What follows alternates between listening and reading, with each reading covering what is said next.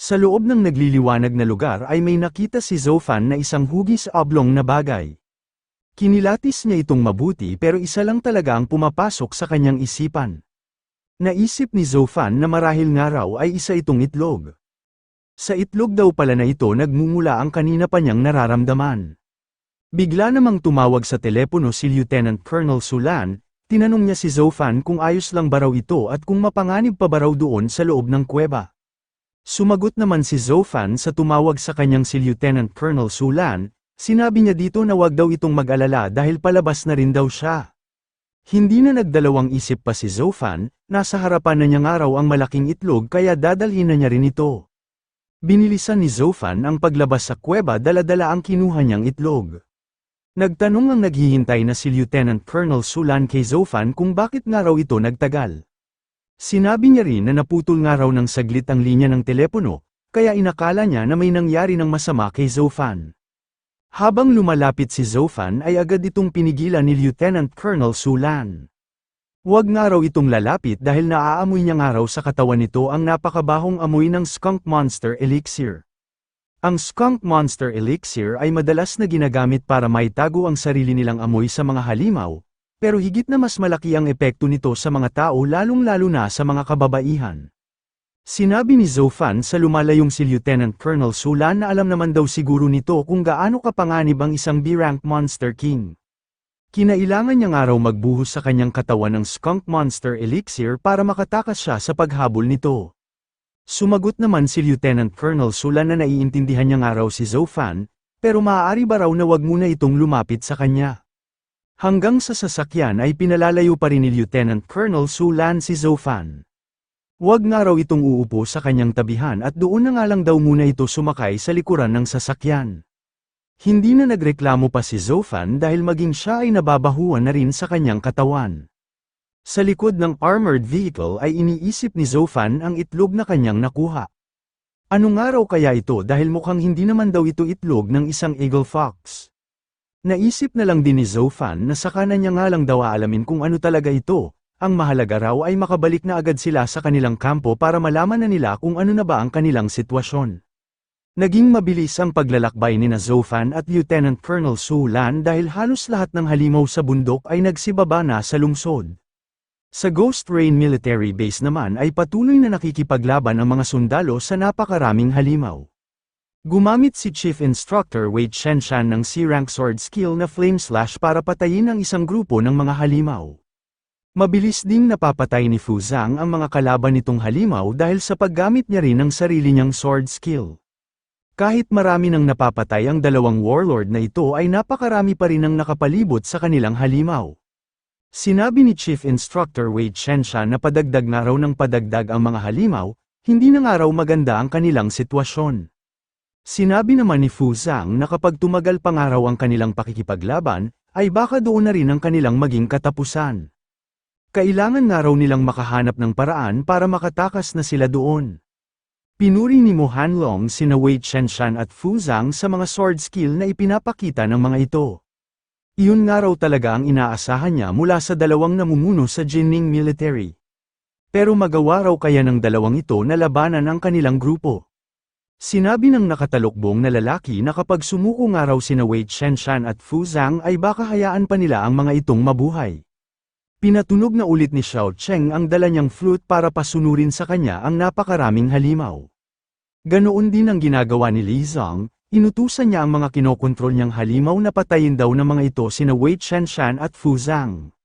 Mas lalo pang dumami ang pumalibot na halimaw sa dalawang magigiting na warlord, ngayon ay wala na talaga silang lugar na matatakbuhan. Sinabihan ni Wei Shenshan ang kanilang mga kalaban na pagbabayaran daw ng mga ito ang mga krimen na ginawa nila ngayon. Natawa ang nakatalukbong na lalaki sa sinabi ni Wei Shenshan. Sino nga raw ang magpaparusa sa kanila gayong malapit na rin ang mga itong mamatay? Sinabi naman ni Mo Hanlong na hindi raw sila ang kauna-unahang gumawa ng ganoong krimen. Kung totoo nga raw ang sinasabi ng mga itong parusa, bakit nga raw hanggang ngayon ay wala pa ring nananagot sa nangyari noon? Sinabi rin ni Mo Hanlong na simula nga raw ng maganap ang gabi ng Starfall, naging kalakaran na raw ng mundo ang pagharian ng mga malalakas ang lahat ng mga mahihina. Ang mga malalakas nga lang daw ang nararapat na mabuhay at ang lahat ng mahihina ay kailangan ng mamatay. Sinabi ng nakatalukbong na lalaki na patayin na nga raw nila sina Wei Chenshan at Fu Zhang dahil wala nga raw talaga ang mga itong balak sumuko. Sumang-ayon din si Mo Hanlong, huwag nga raw nila hahayaang may mabuhay pa sa mga ito. Ipakain nga raw ang mga ito sa mga halimaw para wala nang maiwang bakas sa mga ginawa nila. Dumating na sa military base ang mga halimaw na hinakot ni Jizon at ng iba pang mga sundalo. Sinabihan ni Jizon ang kanyang mga kasamahan na maaari na raw silang magsiatras, magtungo nga raw silang lahat sa base's forbidden area. Inatake ng mga halimaw na dala ni Jizon ang mga halimaw na kinokontrol ng grupo ni Li Zong. Takang-taka si Li Zong kung ano ba ang nangyayari, bakit nga raw papunta sa kanilang direksyon ang mga halimaw na nagmula sa Ghost Rain Mountain. Hindi rin makapaniwala ang nakatalukbong na lalaki sa nakikita niya ngayon, hindi ba raw dapat sa Jinning City ang punta ng mga halimaw na ito? Noong mapatay na ng mga dumating na halimaw ang mga nasa bungad na mga massive gecko monsters ay sunod naman ang mga itong inatake ang grupo ni Li Zong. Nagtanong si Mo Hanlong kung bakit nga raw naroon ang mga halimaw ng Ghost Rain Mountain, tinanong niya ang nakatalukbong na lalaki kung paano nga raw nito isinagawa ang kanilang plano. Agad namang sumagot ang nakatalukbong na lalaki na wala nga raw mali sa ginawa niyang plano, hanggang sumagi sa kanyang isipan ang maaaring dahilan ng mga nangyayari. Sinabi ng nakatalukbong na lalaki na mukhang may ibang tao nga raw ang gumamit din ng monster luring device, ang kaibahan nga lang daw ay idinirekta ng mga ito ang mga halimaw sa lugar kung nasaan sila. Noong naglalaban-laban na ang mga halimaw ay biglang dumating si Jizon. Tinawag nito ang kanilang chief instructor na si Wei Chenshan at sinabi na sumunod daw ang mga ito sa kanya.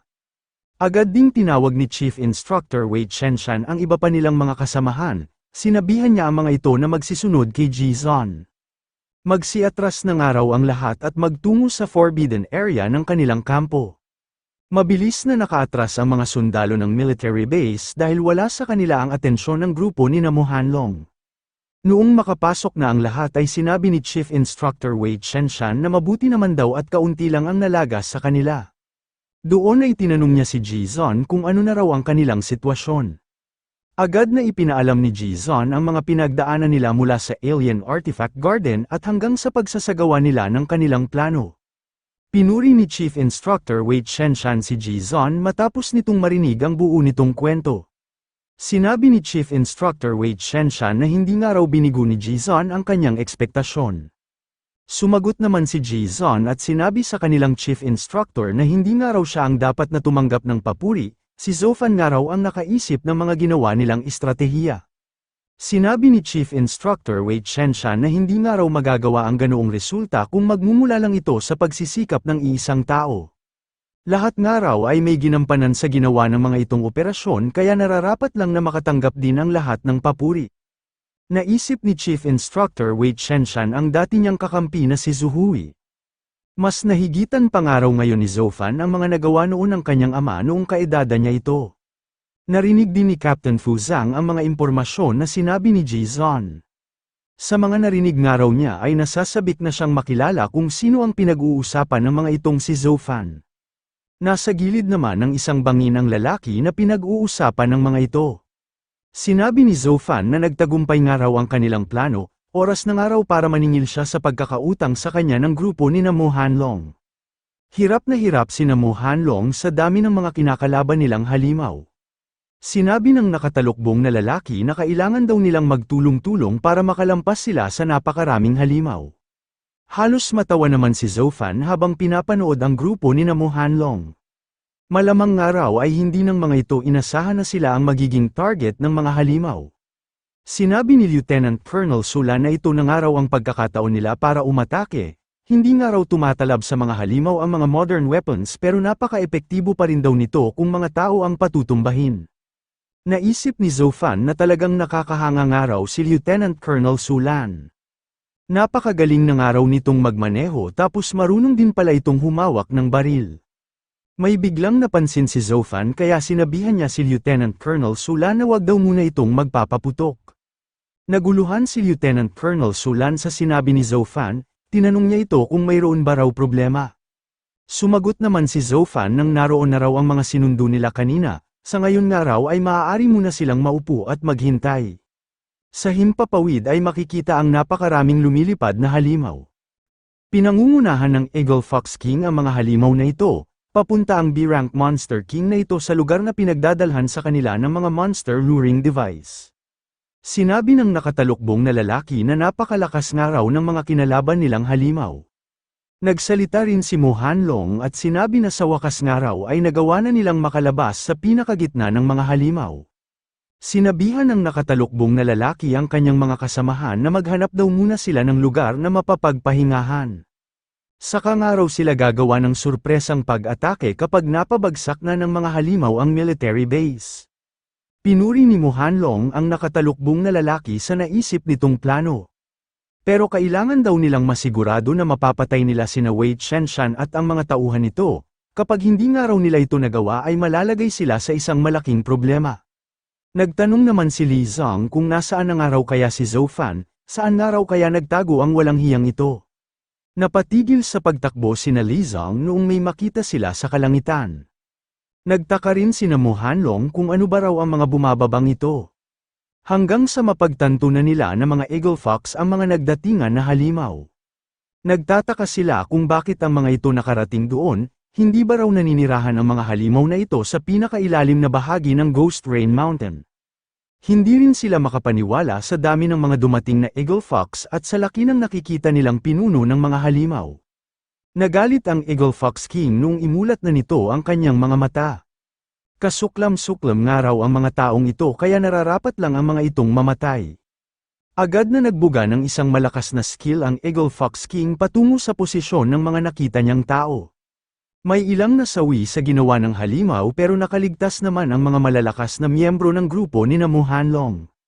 Sinabi ni Guard Kai na napakalakas nga raw ng ginawang pag-atake ng pinakapinuno ng mga Eagle Fox, ano nga raw kaya ang rank nito? Sinabi ni Mo Hanlong na mukhang isang araw B-Rank Monster King ang pinakamalaking Eagle Fox. Hindi naman makapaniwala ang nakatalukbong na lalaki sa narinig niya. Hindi niya akalain na isa palang B-Rank Monster King ang halimaw na umaatake sa kanila. Umatake ulit ang Eagle Fox King, sa pagkakataong ito ay nagpakawala naman siya ng mga matatalas at nagtitigasang balahibo. Nakaiwas muli ang grupo ni Mo Hanlong pero nagtamo pa rin ang iba sa kanila ng malaking pinsala. Sinabi ng nakatalukbong na lalaki na nakakatakot nga raw ang lakas ng pinakamalaking Eagle Fox. Malamang nga raw ay tama ang sinabi ng mga ito na isang araw itong B-Rank Monster King. Mukhang nasa panganib nga raw sila dahil isa rin itong flight-type monster. Nasabi ito ng nakatalukbong na lalaki dahil nagtataglay ang mga flight-type monster ng napakatalas at napakalawak na paningin. Dahil doon ay mas mahirap ang mga itong takasan at mas nagiging epektibo ang ginagawa ng mga itong pag-atake. Nagbuga ulit ng isang malakas na skill ang Eagle Fox King. Sa pagkakataong ito ay nilakasan na ni Mo Hanlong ang kanyang loob. Pagkasalag niya sa atake ng halimaw ay sinabihan niya ang kanyang mga kasamahan na wag nga raw ang mga itong tumunganga. Gusto na ba raw talaga ng mga itong mamatay sa kamay ng mga halimaw? Lumakas na rin ang loob ng iba. Sinabi ng nakatalukbong na lalaki na gumawa nga raw sila ng isang planadong pag-atake na ang Eagle Fox King ang pinakapuntirya. Sinabi naman ni Guard Kai na marami nga raw silang malalakas na expert sa kanilang panig. Kaya magiging ayos lang daw sila kahit pa isang B-Rank Monster King ang kanilang kinakalaban. Nawala na ang nararamdamang takot sa panig ni Mo Hanlong, imbis na takbuhan ang mga dumating na halimaw ay nakahanda na silang harapin ang mga ito. Nasisiyahan si Zhou Fan habang nakikita ang mga nangyayari sa grupo ni Mo Hanlong. Nararapat nga lang daw na malasahan naman ng mga ito ang pakiramdam na mapalibutan ng napakaraming halimaw sa lahat ng sulok. Kailangan nga raw ng mga itong malaman kung ano ang mga naramdaman ng mga tao na ginawa ng mga ito ng masama. Nagtanong si Lieutenant Colonel Su Lan kung saan daw binabalak pumunta ni Zhou Fan. Pinaalala niya rin na hanggang ngayon ay mapanganib pa rin daw sa military base. Sinabi ni Zhou Fan kay Lieutenant Colonel Su Lan na doon na raw muna ito at maghanda sa pagbaril sa kanilang mga kalaban, papunta na nga raw siya ngayon sa bungad ng labanan. Sinabi niya rin na sa daming araw ng mga expert na isinama ni Mo Hanlong, mukhang hindi raw sapat ang dumating na B-Rank Monster King para talunin ang mga ito. Nangangamba rin daw siya sa kakaibang kakayahan ng isa sa mga kagrupo ni Mo Hanlong. Napapikit ang Eagle Fox King noong marinig nito ang tunog ng hinihipang flute ni Xiao Cheng. Sinamantala agad ni Guard Kai ang pagkakataong ito para atakihin ang halimaw. Hindi nakaiwas ang Eagle Fox King dahil hanggang ngayon ay nasa ilalim pa rin ito ng hipnotismo ni Xiao Cheng. Sinabi ni Guard Kai na mukhang nasugatan nga raw ng ginawa niyang atake ang Eagle Fox King, sinabi naman ni Mu Hanlong na ito na nga raw ang pagkakataon nila para patayin ang halimaw. Pinagmalaki ni Xiao Cheng na kahit nga raw isang Eagle Fox King ang dumating na malaking halimaw, ay wala pa rin daw itong laban sa kanyang hipnotismo. Pinuri ni Mu Hanlong si Xiao Cheng, nararapat nga lang daw ang pagkilala dito bilang isang monster hypnotizing flute prodigy. Sinabi ni Xiao Cheng na siya na nga raw ang bahalang pumigil sa Eagle Fox King. Magsihanda na nga raw ang lahat at sabay-sabay na atakihin ang B-rank Monster King na ito. Pinipilit pa rin ng Eagle Fox King na labanan ang ginagawang hipnotismo ni Xiao Cheng. Dahil doon ay mas lalo siyang nagalit sa mga tao, uubusin niya nga raw ang lahat ng mga ito. Naisip ni Xiao Cheng na kapag nagawa nga raw nilang makapatay ng B-rank Monster King gamit ang kanyang kakayahan ay aangat daw ng malaki ang kanyang reputasyon sa kanyang pamilya. Sigurado na si Xiao Cheng na mapapatay na nila ang Eagle Fox King, pero may bigla na lang bumaril sa kanyang ginagamit na flute. Habang takang-taka pa si Xiao Cheng kung sino ang gumawa nito ay may bigla na ulit bumaril, sa pagkakataong ito ay sa ulo na siya nito pinatamaan. Bago mawala ng buhay ay sinabi ni Xiao Cheng na hindi niya raw akalain na ganoon lang siya mamamatay. Agad na nilapitan ni Mu Hanlong ang nasawing si Xiao Cheng. Nagtaka ang nakatalukbong na lalaki kung sino raw ang gumawa nito, napapaisip siya kung kagagawan ba raw ito ni na Wei Chenshan. Ngunit mali ang iniisip na ito ng nakatalukbong na lalaki. Mula sa kabilang linya ay pinuri ni Zhou Fan si Lieutenant Colonel Su Lan sa ginawa nitong pagpatay sa lalaki na gumagamit ng flute. Sumagot naman si Lieutenant Colonel Su Lan nang sisiungalang daw ito sa kanya. Sinabi ni Zhou Fan na may kakayahan nga raw ang binaril nitong lalaki na makontrol ang mga halimaw gamit ang hipnotismo.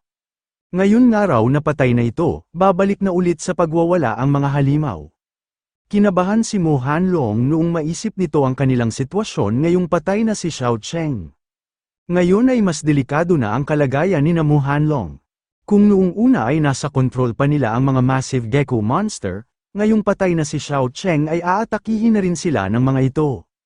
Mas nadagdagan pa ngayon ang mga halimaw na umaatake sa grupo ni Mu Hanlong. Dahil din doon ay hindi na napigilan ng nakatalukbong na lalaki na sabihin ang nararamdaman nito. Sinabihan ng nakatalukbong na lalaki si Mu Hanlong na napakatanga raw nito, napakahalaga nga raw ng ginagampanan na tungkulin ng namatay na si Xiao Cheng. Bukod nga raw sa hindi na ito pinoprotektahan ni Mu Hanlong ay pinabayaan na niya lang din ito na ma-assassinate ng iba. Dahil nga raw sa ginawa nitong kapabayaan, maging ang mga dinala nilang massive gecko monsters ay naging kalaban na rin nila. Sinabihan ni Mu Hanlong ang nakatalukbong na lalaki na manahimik daw ito. Kapag doon pa nga raw sila nagtalo ay baka humantong lang ito sa kamatayan nilang lahat. Dapat daw ay magtulong-tulong pa rin sila para makatakas sila sa mga nakapalibot na halimaw. Mas lalong tumindi ang galit ng Eagle Fox King dahil sa ginawa sa kanya kanina ng mga nakikita niyang tao, habang papasugod ay iniisip ng halimaw na papatayin niya nga raw ang lahat ng mga ito. Nalito si Mu Hanlong kung ano ang kanyang uunahin, sa unahan niya ay papalapit na ang Eagle Fox King, pero hindi niya ito mapagtuunan ng buong pansin dahil sa nakabukas ang depensa ng kanyang likuran. Dahil sa pag-iingat ni Mu Hanlong ay nagawa nitong makadepensa sa ginawang pagbaril sa kanya. Kaso nga lang ay may kapalitang ginawa niyang ito.